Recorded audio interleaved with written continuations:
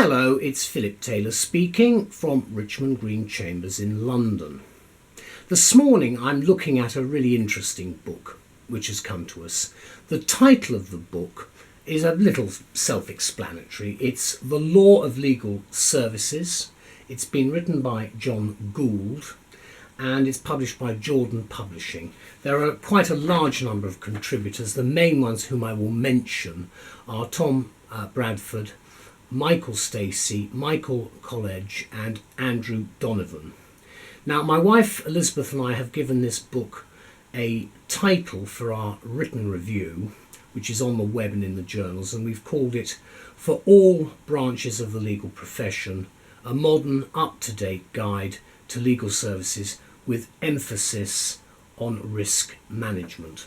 Now risk management of course is the most important area for many firms of solicitors to be involved in, because you have to assess what's going to happen and whether you might, to use an expression, take a punt on a particular client or proceedings because of what has happened. So risk management is important, but it's important in the overall context of the change that we've seen since the introduction of things like conditional fee agreements, of which I am not a fan.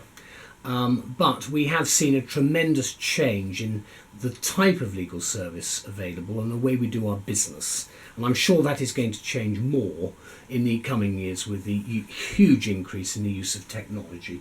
Now this is the book here. It's a hardback. You can see it's a nice hardback. There's the front spine. There's nothing on the back. It runs to something approaching just under 700 pages. There is the index at the back, and you'll see it is actually listed by paragraph numbering, which is quite important. We go to the front of the book, so you've got some idea, without wasting too much time, of how to find your way around the book. There's the front cover, and then after that we have the basic catalogue information there, and then a foreword, which is well worth reading because there are lots of changes. This is Lord Newburger's foreword, which is a very important contribution, and I'll mention him in a moment. Then there's the preface.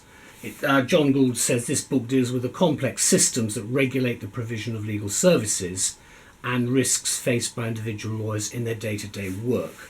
And in fact that's an important point because of the way in which regulation has really run our lives for some years now.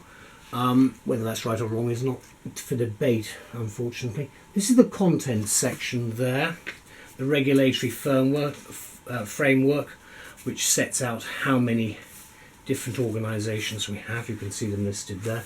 I would say one thing, and I'm sure many people would agree, there are far too many regulatory bodies, but that's a matter for the politicians. There are the chapter headings, and then we run through again. You see, there's a lot of detail in the chapters, so you should be able to find what you're looking for quite quickly. The client contract, chapter 7, is a particularly important one, I thought. Then you've got, again, a few more running through. You've got protection of lawyers' goodwill.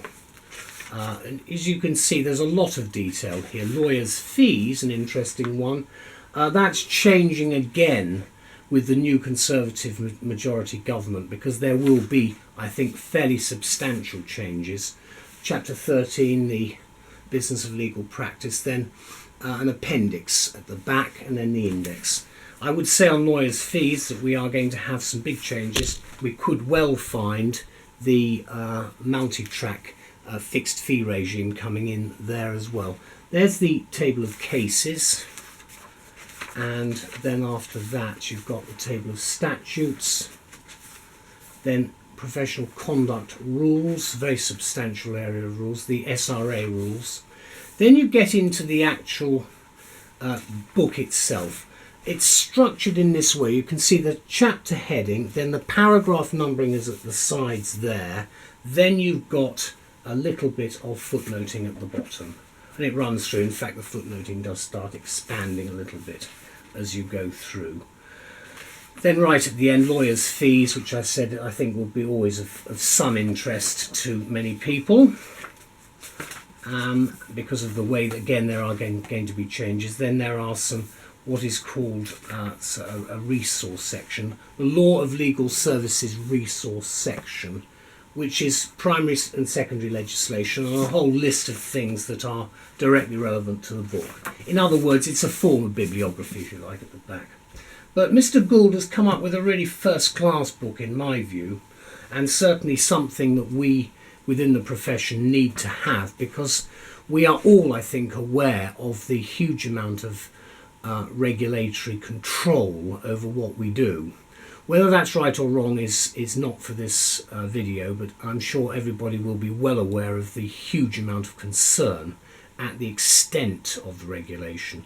This book, I hope, will go some way at this stage, and we're all getting older anyway, having to put up with all of this. It will give you some idea of where we are at the moment.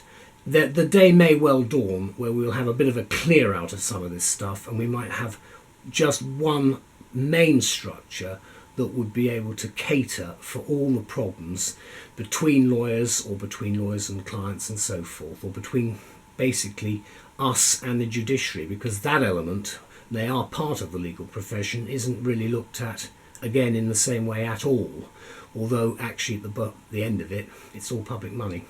There we are. That's my little commercial out of the way for the points of concern. This is what we say about the book. It's been published recently by Jordan Publishing, and it's an important new work of reference on legal services aimed primarily at assisting lawyers in identifying and mitigating the legal risks they face in the practice of their profession. So it is risk management, but risk management within the confines of the regulatory regime. Quote, and quite apart from that, as the President of the Supreme Court, Lord Neuberger, remarks in the foreword, given that it is the job of lawyers to advise others in relation to principles and rules, the public justifiably expects lawyers to know the principles and rules governing their own profession. Well, yes, we do. But again, I'm going to say something which is not popular. There's too much of it. There's far too much of it. And how on earth can you manage to cover it all? It's very difficult. Now, having got that out of the way, the thing is this book helps. But as I say, how you can possibly understand all of it is beyond my understanding, certainly. Lord Neuberger then goes on to say, and he is actually being sympathetic, I would suggest. He says, the function of lawyers, he adds, is to deal with legal issues and therefore have nowhere much to hide if they fail to know of or observe their own regulatory rules. Well, that's fine, and I accept that, but there's an awful lot of it. One could add here then that for solicitors as well as barristers, the regulatory rules referred to are so extensive and often complex that it's a relief to know that thanks to author John Gould and his team of expert contributors, this authoritative yet easy to follow and up-to-date guide is now available. Here, I would say to that. The book is designed to be accessible to lawyers who are not themselves specialists in the areas which it covers, says Gould. Much of the content is more pertinent to solicitors than to barristers, although obviously there is considerable overlap, and there are also a number of sections applicable to barristers specifically. In the final 2 chapters, for example, on lawyers' fees and business structures, the dreaded entities, there are certain obvious parallels which are discussed in detail. In all, there are 13 chapters. The individual chapters are quite detailed as well, so you should be able to find things easily. They cover such areas as regulatory framework, including that which applies to solicitors, counsel and licensed conveyancers, as well as trademark and patent attorneys and notaries. Subsequent chapters cover a wide area of issues, from authorization and compliance with regulatory codes to misconduct, supervision and enforcement, tribunals, the client contract, fiduciary duties, negligence, indemnity, insurance and compensation funds. Extensively footnoted and written in an accessible style then, the book also excels, we think, as a research resource with detailed indexes, tables of cases, statutes, SIs and professional conduct rules, which you can find at the front. Particularly useful, I thought, was the appendix, which lists the resources available on the dedicated website which supports this title. The book, with its accompanying web resources certainly offers value for money, and no doubt will come to be regarded as an indispensable addition to the Well-Stocked Practitioner Library. I think actually it's something you will need to have, especially if you're a slightly larger firm, because it really does, it is something that you would probably need to refer to more often than not, if I can put it that way. Let me conclude by saying that the publication date is cited as at July 2015. I'm recording this in the late summer.